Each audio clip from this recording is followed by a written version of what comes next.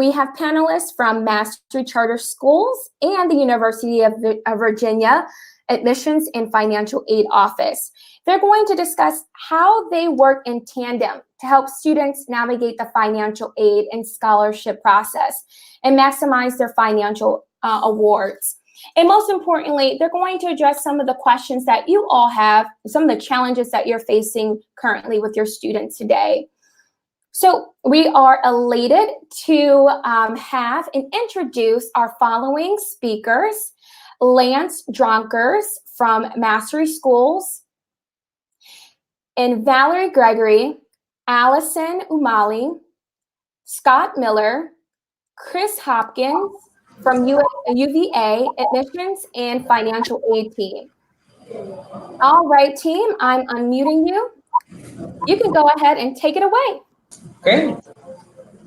Hello, everybody. My name is Allyson Umali. I'm one of the Assistant Deans of Admission at the University of Virginia. What I'll do is share some slides that we have for you in a moment. But before we do that, I'm going to go around the virtual table and have people just say their role as well as how long they've been at their organization. And I'm also part of the outreach and access team in the admission office and the AccessUVA coordinators. So serving as a liaison to the financial aid office. And I've been there about 3 years. So I'll let Valerie add a little bit more. Hi, my name is Valerie Gregory. I'm an Associate Dean of Admission, but also the Director of the Outreach Office. Within our admissions office, we actually have a team that works specifically with underserved and underrepresented students through the application process. I've been at the University of Virginia for 20 years, so a long time, but it's also been a very enlightening time as well. And I'll let Kris and Scott introduce themselves. Hi, I'm Scott Miller. I'm a Director of Financial Aid here at the University of Virginia. I've been here for 16 years, and we work closely with Allyson and Valerie, our entering students and their financial aid awards. And I'm Kris Hopkins. I oversee the undergraduate aid team here at UVA. I've been here at the university for just 2 years, but I've been in financial aid for more than a dozen years. Okay, go ahead. Hi, I'm Lance Dronkers. I work at Mastery Charter Schools here in Philadelphia. Actually not here in Philadelphia. I'm in New York City right now, but I work in Philly. And I've been with Mastery for 6 years, and I manage Mastery's full-time dual enrollment program with the Community College of Philadelphia. And I also manage our formal partnerships with colleges and universities. Great, thank you. So what we'll do is just share a little bit of UVA, just numbers at a glance. So the University of Virginia, we're a public university located in Charlottesville, Virginia, so the central part of Virginia. We have about 16,000 undergraduate students, so more medium to large, depending on who you're comparing us to, with 7 undergraduate schools. And then it's thinking about us as a medium to large university as well as a research university. I think sometimes some students may think that, oh, wow, I may just be a number while I'm there, or how am I supposed to have access to my professors and things like that. So these next numbers and percentages, I think, look a little bit deeper into that. So about 95% of our classes are taught by full-time faculty. And then about 50% of classes will have 20 or fewer students in them, as well as about 85% of classes are going to have fewer than about 50 students. So, and there is a sort of tradition that students can take their professors out for lunch. UVA will pay for it. That's another great way for them to make connections with their professors. And then looking at some of our retention rates, as well as our 4-year graduation rate. So students will go from their first year and stay into the second year. About 97% of those students will do that. And then 89% of our students will graduate within 4 years.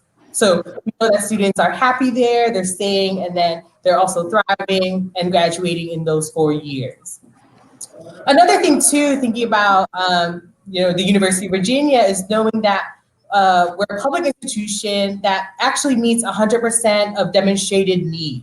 So when we're looking at that demonstrated need, that is looking at that cost of attendance minus that expected family contribution. So calculated by the FAFSA, free application for federal student aid, as well as the CSS profile done by the College Board. And then look at the financial aid packages that we have, these are going to be offered through grants as well as loans and work study. So that's what our financial aid packages kind of look at.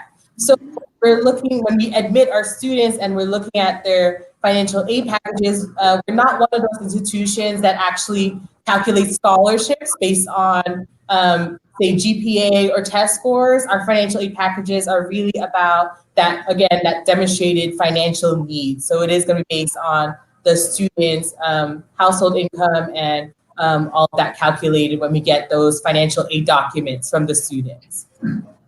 So the process really quickly about applying for financial aid at UVA, as I mentioned before, the two things, the FAFSA and the CSS profile. So for a student to be considered for all types of financial aid available at UVA, they'll need to submit both of those, both the FAFSA as well as the CSS profile. And then some additional documents that our financial aid office may ask the student, parent or student, tax transcripts, as well as student W-2s. And then absolute last deadline for all those forms that they're asking for is going to be that March 1st. But also, we have our 3 different application pools. So, March 1st is that absolute last deadline. But if students have their financial aid documents submitted about 1 month within the application deadline for admission, then they're able to get a preliminary financial aid award around the same time that they get their admission decision. So you'll see here on the slides, we have our early decision, early action, and regular decision admission deadlines. And then about if they submit their financial aid documents within 1 month from that deadline, then again, the students can get their preliminary financial aid awards around the same time they get their admission decision. So it is so good to kind of help your students start working on the FAFSA and CSS profile early on so that we have time to kind of get what we need from them as well. And then they could get it around the same time.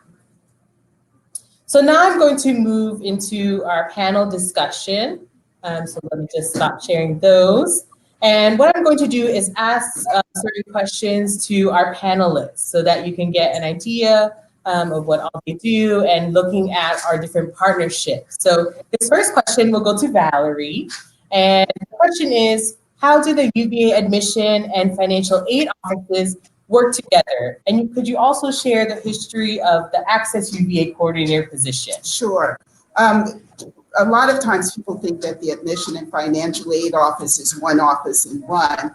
And so you really need to think about the infrastructure of the institutions. In Virginia, we've been kind of separate in our silos. And so back in 2004, when the AccessUVA program came into fruition there, one of the things we thought would be very important is that our financial aid office and our admissions office actually communicate and talk with each other. And so we created a position both in the financial aid office and in the admissions office called Access Coordinators, which were liaisons that work between our 2 offices. That's been some time, as you can see, and even though the process of AccessUVA has changed, our commitment to meeting 100 demonstrated need has always been a good one. And it's one that we take very seriously and one to make sure that once students are admitted, they understand and they're able to get through the admission process in a kind of seamless way and being able to get a lot of their questions and things answered in terms of that. So it became very important on both sides, both our financial aid side and admission side, that customer service is important. So if someone's contacting us in admissions, having questions about financial aid, we quickly have our liaison in the financial aid office, and we're able to share the information, and we work collaboratively together to make sure that families understand the financial aid process in order to be able to be successful in choosing the school they want to attend. Great, thank you. So my next question will be for Kris and Scott. So how has the relationship with the admission office helped you over there on the financial aid side? Well, we have a spirit of cooperation with admission. There's a lot of things that we do together from around November all the way through June. Just things like, we will inform the admission office of our low-income students so that they can get a tuition deposit waiver. And so we try to take that barrier away from those students. During the spring, when we have admitted student days, we will send invitations out to the students with financial aid and ask them if they want to sit down one-on-one with a financial aid counselor, and they can work with their parents and have a session with us, and we'll pull their awards up, we'll go through each thing, we'll answer all their questions. We also work with them closely on some special scholarship programs where admission is identifying the students, we're applying additional aid, we're getting the information out there to the students so that they'll have all the information they need prior to May 1 and making a decision. And then we also, for some of the schools in Virginia, we actually have gone out to their schools in the spring and taken admission and financial aid to their high school and talk to the students there with their parents, and again, to be able to go over their financial aid awards. So my next question goes back to Valerie. So what type of formalized partnerships does UVA have? So thinking about traditional high schools or CBOs, community-based organizations, or high school networks like Mastery Charter, and how did you begin the process of forming a partnership? Well, what we have found is that communication is key. A lot of times the reason why students or families didn't understand the financial aid process was because they either didn't know the right question to ask, or who to contact, or who to kind of have someone to be able to advocate for them as well. So the relationship with our partnerships really was banked on making sure communication is clear. We understand what's happening on their side, the high school side, as well as them being able to understand what's happening on our side, both in terms of admissions and financial aid in terms of that as well. A lot of our partnerships, the ones that are more formalized now, really kind of happened, I almost want to say by accident. It's not like we went out looking for partners in terms of that. We would have networks, we'd be at conferences, and we talked with each other about how we could each help our students to be able to be successful in this process. And Mastery Charter was one of our first formalized partnerships. And when we met some students from there and through Lance's office, we actually decided this would be a really good relationship. Being a state institution where we have to reserve so many of our seats for Virginians, we often worried about missing out, particularly on low income and underrepresented students out of state who may not realize what the University of Virginia has to offer. So the formalized partnerships allowed for us to be able to start working as early as the recruitment efforts to be able to bring their students to our campus, to be able to help them, to be able to see what it's like, go through the admission process, counseling with them. Once they were admitted, making sure that they got their paperwork in, particularly for financial aid. And it just really kept the lines of communication open, lots of transparency and being able to do that. So to the day, we have lots of formalized and informal partnerships with like Chicago Scholar. I heard someone was on board with that. We just started talking with them this past year in terms of that. We work with CBI in New York City that works with 24 New York cities across, New York public schools across the board. We've done work with Crystal Ray. We've also done work with small schools like there's the Achievable Dream School, which is right here in Newport News, and Access Foundation, which is another CBO we work with in Norfolk. And as I say, some are informal, some are more formalized with documentation. The key is it really has opened up the line of communication so that we all are working on behalf of the students to make sure they have everything they need in order to make the right decisions about what's going to be a good fit for them. Great, thank you. So next is for Lance. So what does that partnership with UVA look like on the high school side? How has it helped you increase awareness with your students about the admission as well as the financial aid process? Sure. So just to let everyone know, Mastery Charter Schools, we have a network of 7 high schools, 6 in Philadelphia and 1 in Camden, New Jersey. And almost all of our students are first generation. most of our students are of color, predominantly African American, Black, immigrant, and Pell eligible. And so many of our students have never heard of University of Virginia. Like, actually, that might change now that they won NCAA basketball, something or other.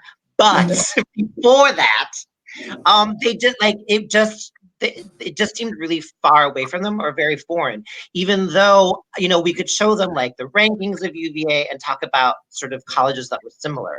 I think for us in Philadelphia, lots of students know Penn, like students who are high achieving, they know about Penn, they know about Villanova, and they're kind of skittish, their families are skittish to go outside of the state. And then a lot of them have heard, don't apply out of state because you're not going to get money. So part of this may or may not have happened with the partnership anyway, but just explaining to families and students that UVA is one of the few public universities that meets 100% demonstrated need. And so actually this college is probably the most affordable to you versus a local private university or even a public university in Pennsylvania that may gap a student largely.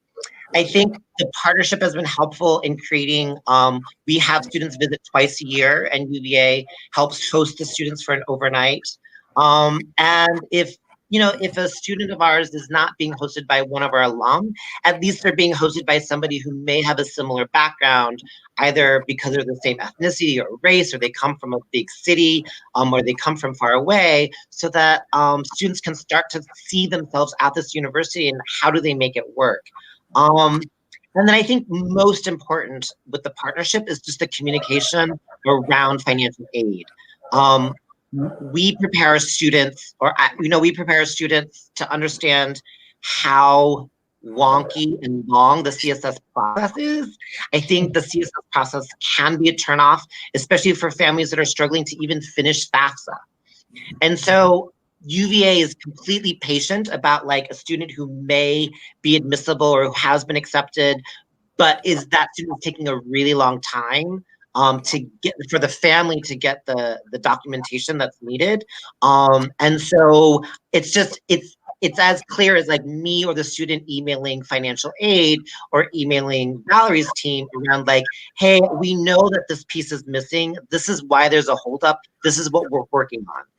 An extreme example of that is that we had a student who was admitted, I think 3 years ago, and he wasn't able to complete his financial aid until like May, I think. And there was a fire in the family's house. Like there was just so many extreme cases, and UVA was completely patient, understanding. And on my end, it was really helpful to tell the family like, look, UVA is still going to happen. You just need to get this done. And so it happened. And the student is I think he's a junior now, and he's doing really well. So it's the communication piece that is really key, especially around the patience and the patience and understanding that UVA has for families where this is the first time they're going through the financial aid process. And when you have to think about FAFSA and CSS profile, and then UVA has its own platform that sometimes asks for other documents, right? Like knowing those processes and making sure that students are checking in on them. And then on my side, I'm like letting UVA know, like the student hasn't forgotten you. It's just, this is what's going on. That I think has been the most helpful part of our formal partnership. Great, thanks so much, Lance. So that's a good segue into the next question for Kris and Scott. So what are some common mistakes or challenges that you see, particularly for lower income and or first generation students applying for financial aid? I think one of the things that that strikes me about that question is that I actually don't see problems, challenges, questions, mistakes that are specific to low income and first gen students. We have all kinds of students who make mistakes on their applications and who misunderstand things and get confused about things. And I think the extent to which we can let people know it's okay to make mistakes, it's okay to be confused about a very complex process, it's okay to ask questions. I think the more we can get that message out, the better we're all going to be. So one of the things I would suggest that if a student or family has questions, it's a really good idea to jot them down, contact all the schools that you're applying to, and ask the questions. Don't be afraid. Don't be worried that it makes it look like you don't know what you're doing or that somebody won't admit you if you have too many questions. That's not the case. We like people who are curious and who want to know the right way to do something. So I would encourage anybody to ask any questions they have. One of the areas of confusion we do find is that application materials are sometimes different from one school to another. And so they think they've done their FAFSA, which works for many, many schools as the only application, but they haven't submitted the CSS profile, as Lance was talking about. And it's important to know for each school what it is that's being asked of you, and to attempt to keep on top of that if you can. As the applications are being filled out, it's also important to know whose information is being requested.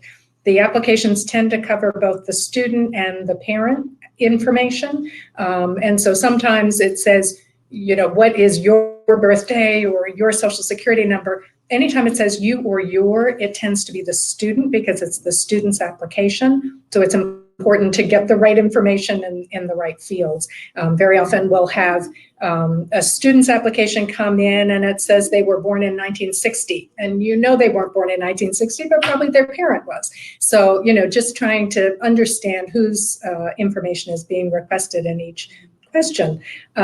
We also see some problems sometimes with social security numbers and dates of birth. Sometimes, as I said, it's just the wrong person, but sometimes it's even just one digit is off, or they included the siblings' date of birth instead of the students, just little things like that. I would recommend that everybody look very, very carefully at the information they're submitting and double check it, you know, make your list, check it twice kind of thing, and make sure that you've got the accurate information. Another thing that sometimes causes confusion, especially on the FAFSA, because the FAFSA has to go through a series of checks throughout the federal system, it's really important to have the student's name as it appears on the social security number.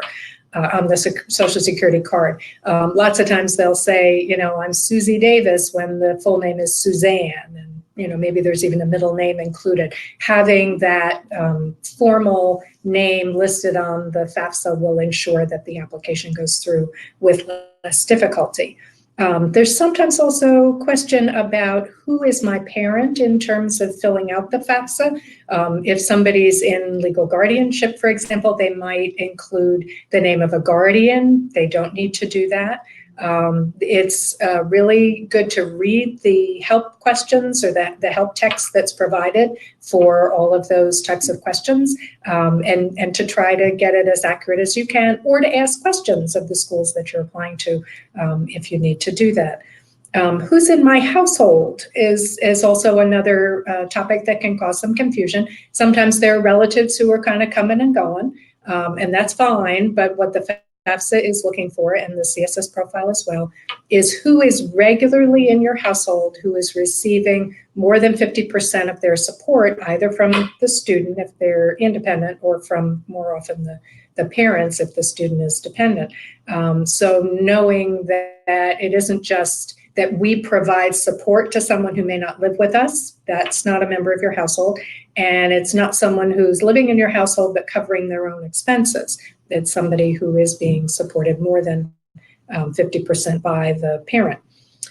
Citizenship can also create some challenges. We know that there are a lot of students who are applying and their status is kind of in flux. Maybe they're applying for permanent residency, but they haven't yet gotten the confirmation. They don't yet have the official documentation of that. It's important to check in with your schools and find out which types of citizenship statuses are being supported. At UVA, we are supporting anybody who is eligible for federal aid, and so that's important to know about. This year we are including DACA students as well, so that's a big win there. Dependency is another area that causes some confusion.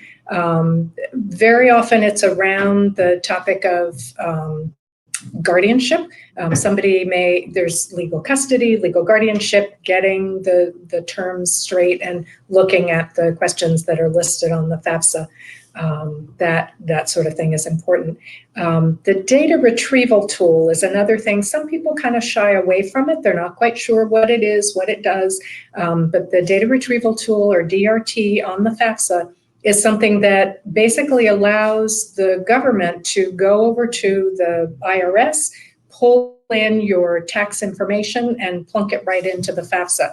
It makes it easier, faster, quicker to fill out the FAFSA, and it also means that the verification process is a lot easier on the back end if a student is selected for federal verification. So we do encourage people to use that whenever they can. Some students aren't able to, or some parents aren't, but whenever it is possible, it's good to use it. Another area where we tend to see some omissions sometimes, and I think they're accidental, with tax-deferred contributions to retirement. Sometimes people just aren't thinking about that. They're thinking, here's my income, and they're not worried about those tax-deferred contributions. But if you look at a W-2 form, you'll see in box 12 that there are several different codes that are sometimes listed, and if somebody has made a contribution that falls into the codes that are listed on the FAFSA, it's really important to include that information. Another topic is whether or not to sign the FAFSA electronically. Some people feel like they'd rather have a piece of paper and sign it in pen and whatever. That does tend to slow down the process. There are a few cases where you do need to do that. If a parent doesn't have a social security number, for example, you need to print it out, sign it, send it in. But it really delays things. It means that your FAFSA will be kind of in limbo for a while. So it's a whole lot better to do that electronic signature if at all possible. Those are some of the key things that I think I would bring up. Great, thank you so much, Kris. That was very, very helpful. And I know it's about 3:30, so Scott does need to go, but quick thank you to Scott for being able to join us for the first part Thank you very much, Allyson, and everyone else. Invite. I've got to head over to Central Grounds for a meeting.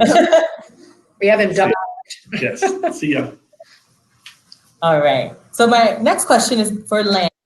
So what advice do you have for both new as well as seasoned school and CBO counselors in helping students and families navigate this admission and financial aid process? I tend to tell students the schools that meet 100% demonstrated need are probably going to use CSS profile. So just bracing them as to how much work is going to be involved, and just always asking them, like, I know it's a lot of work, but is it worth $50,000? Is it worth $60,000 to you, right? Like, it's a pain in the butt, I get it. But like, knowing that those are the schools that are typically going to be more generous with aid. I would also say that it's really important to get students to think about being undecided. I know that even with like UVA, I'll have a student who might be admissible to the College of Art and Sciences, but they're like, I want to be an engineer. And I'll like have a conversation with the student, like, you haven't done any engineering extracurricularly. It doesn't seem like science actually is your strongest suit.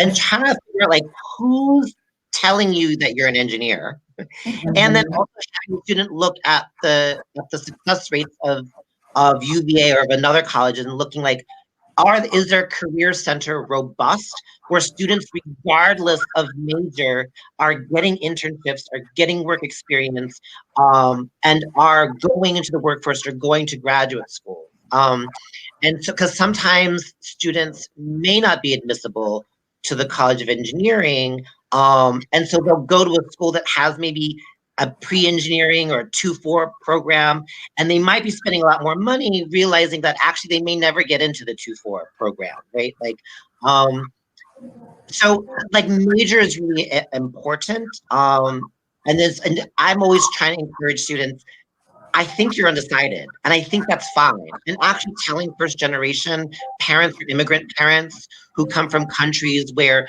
their college system is, you must know what your major is when you come in. And like, it doesn't work that way here. And that you probably have 3 different majors, that you haven't been exposed to these subjects until you get to college, because our high school just doesn't have a robust enough curriculum to kind of, allow students to try all these different majors that exist at a place like UVA. I also have students look at graduation rates of a college, and also a breakdown of the graduation rates of their race. So that a student might be looking at a PWI, a predominantly white institution, versus a historically Black college. And I'm not taking sides as to whether they should go to an HBCU or a place like UVA, but I want them to understand, like, here are the graduation rates for like Black students at a place like the University of Virginia versus the HBCU that you think is your dream school. And I'm always like, for a lot of students, they always tell me like, oh, Mr. Dronkers, you're like a dream killer. You're like killing my dream. I'm like, no, right? Like I am preventing nightmares of like financial debt and loan, right? Like the dream is not a specific college. The dream is for you to get your degree and to work and have a career or go to grad school in the things that you love doing. So trying to get them just to question what their rationale is around what they think is their list, or their parents, kind of pressuring them as to what their list is, and trying to get them to be open to a place like UVA. And for some of them, I think they think like, well, I've looked online, I've seen what their average ACT, SAT is. That's not me. And in that case, I think the UVA partnership has been really important to us, because our students become test flexible through the eyes of admissions and our partnership. And I often use UVA, students who have been accepted to UVA, I often share the ACT score with colleges that are not test optional or test flexible, but are at the same level of UVA. And I use UVA to like shame these other colleges and say like, well, if UVA accepted my 18 ACT valedictorian, the colleges will be a little like stunned, like, wait, what? Like UVA is accepting these, right? Just trying to like push the boundaries, or just getting people to recognize that like colleges can have a holistic process, that there are students like mine, that we are an under-resourced charter that doesn't have robust standardized test prep yet. That our students typically don't take the ACT until they're like a junior. And so they're not going to have the test scores that I think a student in better resource neighborhoods or communities are going to have, but they are still UVA material. And so that's been really helpful in our partnership, because I can show students using like, like Naviance, scattergrams or something, like, hey, there are students that fit your profile. And they've actually been accepted into UVA. They're not in the major that they thought that they were, but they're thriving and they're really happy. Would you like to talk to this alumni, right? Like getting them to get, to talk to students on that campus. If there's a student I have who's applying to a college campus where we don't have alum, I'm often calling admissions asking, do you have any students who are first gen from big cities? Right? Because maybe their experience will be similar to a Philly student, right? Who's first gen and is thinking of like being brave enough and open enough to step outside of their comfort zone and apply to some colleges that their families have never heard of. Or that they, that their neighborhood is like, I've never heard of that. Why aren't you gonna go to like the local school? I thought you were like smart and you were gonna go to college, right? Like, so there's a lot of things I need to have at my disposal to get a student to just question whether or not they think their list is concrete. And if I can get them to question, then hopefully I can get them to see all these other colleges like UVA, because they meet 100% demonstrated need. In fact, a lot of my students leave UVA only having the subsidized loan and not the unsubsidized Stafford. they're having great experiences. Their work study is actually doing research with professors. Like there's this amazing program at UVA where their work study is meaningful and is something they can put on their resume and is actually helping them with their like grad school applications. I've had students who have been connected to internships and jobs through UVA's Career Center over the summer. So there's just a lot of opportunities, and getting parents and students to see like that you should be looking at these things as well. Like what other opportunities does your campus provide besides it's maybe name brand and they have a rock climbing wall that you saw that you will never climb. So why are you telling me you want to go to college with a rock climbing wall? You do not climb walls, right? So those, you know, being realistic with students.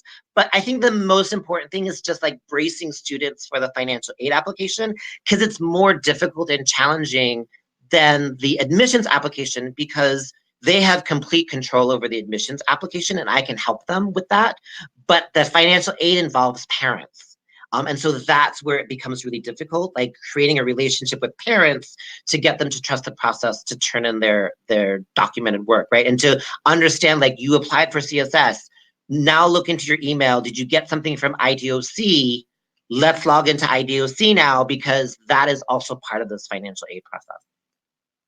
Great, thank you so much, Lance. I wish I had you as a counselor to be a reality bringer, to be in my experience. So this is gonna be my last question for everybody. We'll start with Valerie, we can go to Kris and then Lance. But we talked a lot about the benefits of having these partnerships, whether it's between financial aid offices as well as admission offices, and then admission offices or institutions, and then high schools or CBOs. But what do you find are some of maybe disadvantages or even challenges about creating these partnerships? So we'll start with Valerie for that. You know, as we talk about the types of partnerships formalized, where you and an organization and an institution actually make an agreement to do certain things and making sure you're going to follow up on, it holds us accountable. It helps us to be sustainable. And those are the relationships that seem to do the best in terms of that, because we've established those really important relationships that allows for us to be able to not just work with this class, but every class that's going to come afterwards. You know, the communication piece is so very important. Developing trust between the organizations and institutions is also very important. And we have to be, as you know, Lance is talking about the reality check. Just because we have a partnership doesn't necessarily mean, okay, we're going to admit everybody that you send because we have a partnership with you. We want to be sure that the students who are coming to our institution are going to be successful. And having these partnerships helps us to go beyond the admissions application to be able to see what's really happened academically, socially, and emotionally with these students, as we all try to say, cliche, making sure it's a good fit. And you know, when we're reading thousands and thousands of applications, we're trying to analyze and understand what's happening at a school, what's being provided, what's going to help us to understand if this is going to be a successful student here. And these partnerships have really been able to help us to do that.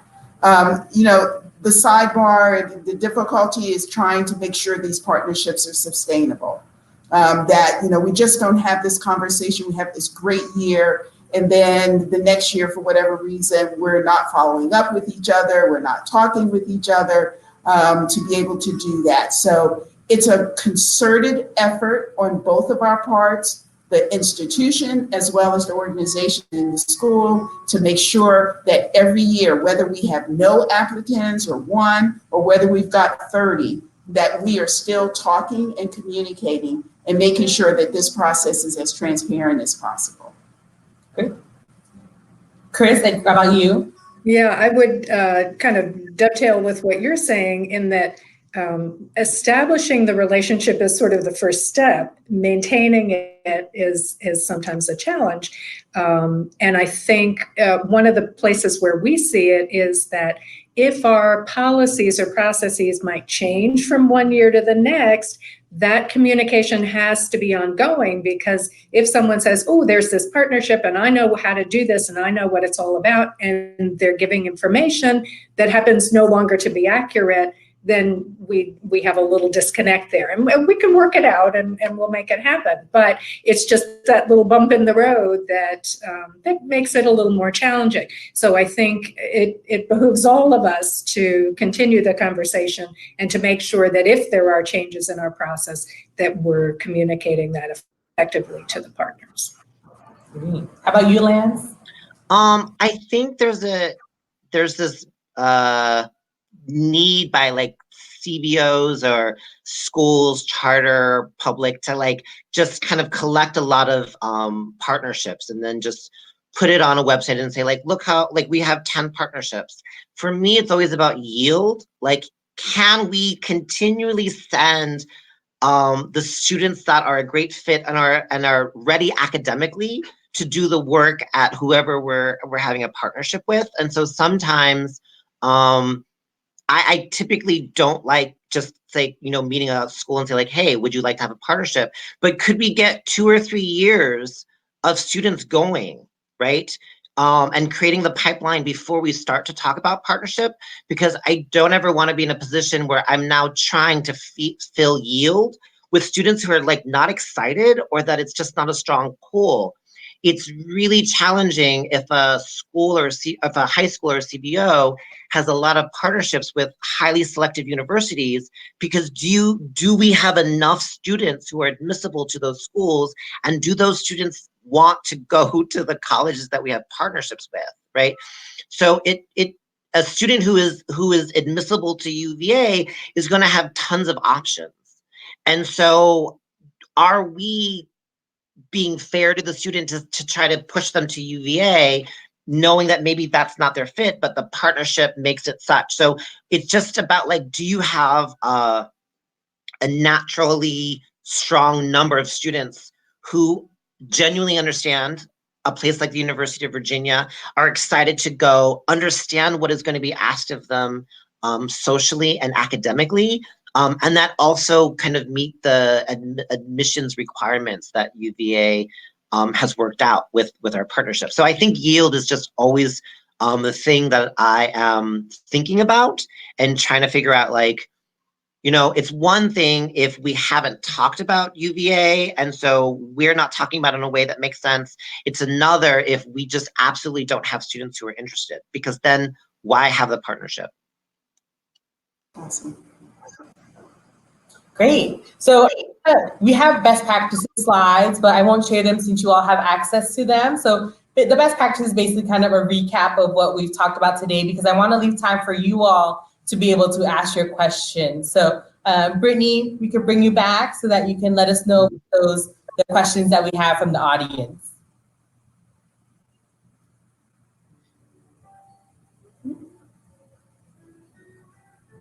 Hi there, team. Can you hear me?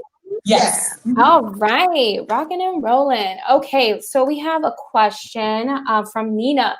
If a CBO working with low-income students is interested in partnering with a college to allow these students to gain exposure to what the college has to offer, which department or point of contact should the CBO reach out to? Are colleges willing to cover the costs of the visit or overnight? Great. I'll let Valerie answer that question. It's probably to start out, particularly if you're working, say, like with 10th graders or 11th graders, younger students, is to work with the admissions office. We would like to try to, as Lance would say, establish those relationships earlier.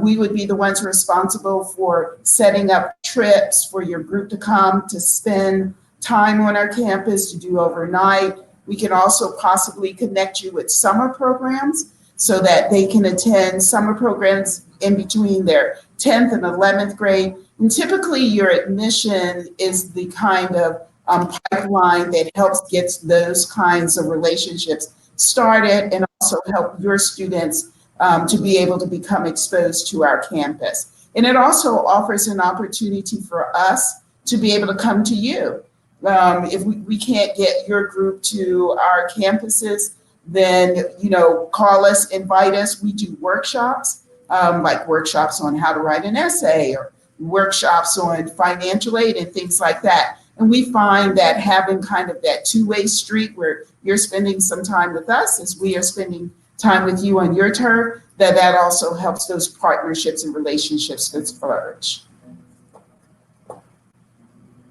Thank you. Our next question is from Megan. How does UVA partner with the state financial aid agency? Kris? Either maybe Kris, maybe you'll answer. Yeah, I'm happy to answer. I'd like a little better sense of what the question is, a financial aid agency. So this would be a federal agency that is assisting students for completing their FAFSA. So in Illinois, we have a agency called Illinois Student Assistance Commission, and it is their role to make sure to visit under-resourced high schools across the country to really help families complete their financial aid. So they're asking if and how does your financial aid office or department kind of interacts with the financial aid agencies either in Virginia or across the country? Okay, I would say my answer to that is I'm going to have to couch it in saying that I'm relatively new here, so there may be some partnerships or some efforts that I'm not personally aware of. I do know that our office has its own outreach efforts.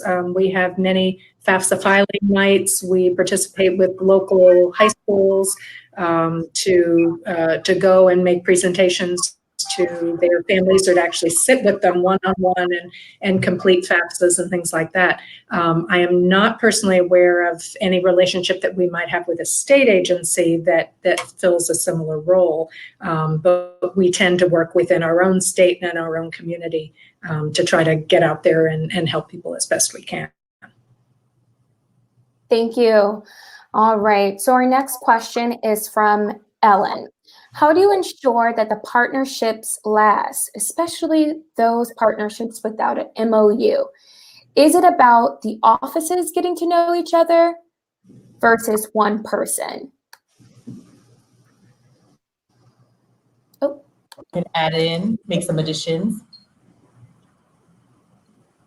Wait, well, I missed that. What? Oh, I'll let Lance answer your question first and then Valerie.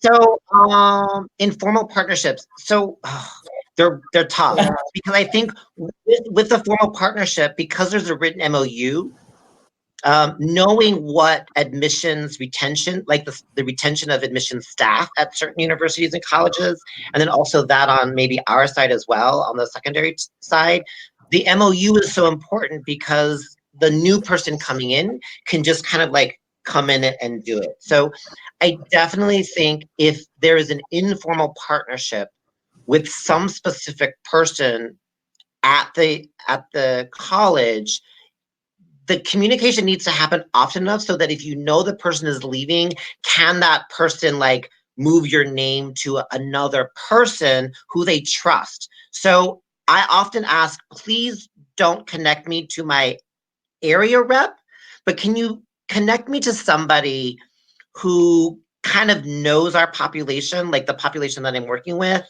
or it might be like the admissions person who's in charge of diversity or inclusion or multiculturalism or whatever that is. I often, unfortunately, will go to a website and look at the photos of admissions people.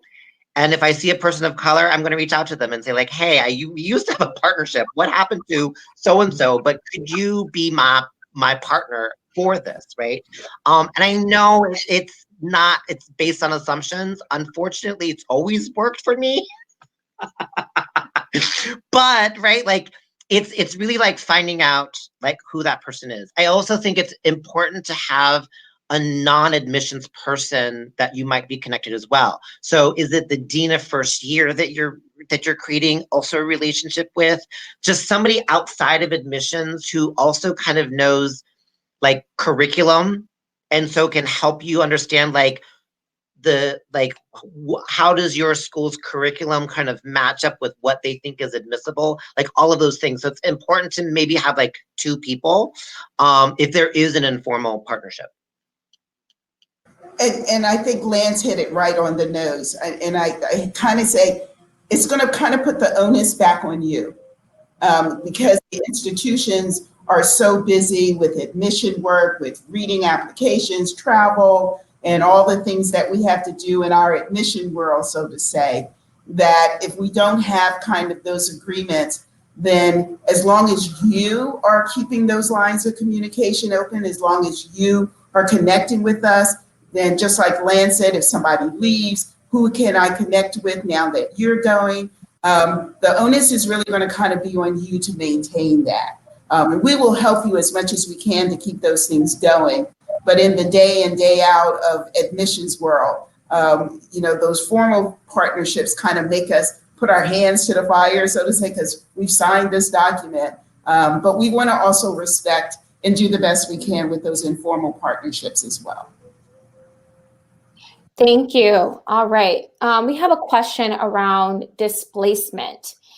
As college access advisors, we push our students to apply to as many scholarships as possible. But in some cases, students are, when they receive the financial aid or the scholarships, they are not getting the full amount because the award is then displaced. So if we can have Kris maybe talk a little bit more about that. And then Lance, can you also give us any ideas on an experience that you faced with a student, and what were those challenges like, and how do you all navigate that? Kris, you can go first. Want me to go first? Okay. One of the things that's really important to know is that if a student is attending a school that meets demonstrated need, the situation is going to be quite different than if they don't meet demonstrated need. I think it was Lance before was mentioned gapping. So in other words, if you have your cost of attendance minus the expected family contribution, and there's an amount of need, but not all of that is provided in the form of aid, there's lots of room then to put in some outside scholarships. If we're meeting need though, in our case, the only option we have is that self-help piece, which is relatively small, and it's relatively small for a reason, because we're trying not to saddle students with debt and with lots of work-study responsibilities. So there's actually a fairly small margin for many of our students. Out-of-state students are going to have a larger self-help amount, and so it can be very helpful for them to bring in outside awards to offset that amount. But for in-state students in particular, it can be really tough. If they bring in $20,000 of outside award and they don't have, they have just a small pittance in terms of self-help, it's going to be offsetting the university grant. And that is going to be the case at most other institutions. Now, some will make a distinction between the family contribution and the institutional aid, and some will say, we'll let it come in and cover self-help and family contribution, and only at that point will we make an adjustment. UVA does not have the resources to be able to be quite that generous. We try to be generous, but not able to go quite that far. So it's just about understanding that we're not able to over-award a student. We can't give them more aid than they need, and so we need to kind of keep that in mind. And I know it can be frustrating and very disconcerting for students in the meantime. There really is no easy way to do this. It's because school has their own way of like whether or not you can use outside scholarships for indirect costs Or even does the school in their financial aid, do they put direct and indirect costs as part of the whole financial aid package? Or are they only packaging for direct costs, which is tuition, room, board, and fees? So it really is like getting on the phone and calling those colleges. I also think it's about warning students ahead of time, right? Like, are you applying to a school? How are they going to use scholarship money if you do win scholarships? Also, like, are you going to get CSS? Are you going to have to pay for CSS? Right? Like, I can give waivers for like admissions applications. I can give waivers. Like FAFSA is free, but if a student doesn't get a CSS waiver and they're applying to 10 schools, that could be really pricey. And sometimes I think students don't understand that. So it's kind of a lot of information happening junior year or in August or September, like preparing students for this information so that like they're not going to like the information when it comes down, but at least they weren't surprised. I think the work that I try to do is to like make sure students are never surprised at what an answer may be from a college, right? Like just giving them the great news and the unfortunate news about some of these things. The other thing that is I think is just really important is to get students to be okay with being okay with going to community college. I work in a state that has the second most expensive public university system in the nation. And so even going to public university is not affordable if you are Pell eligible or your EFC is 0.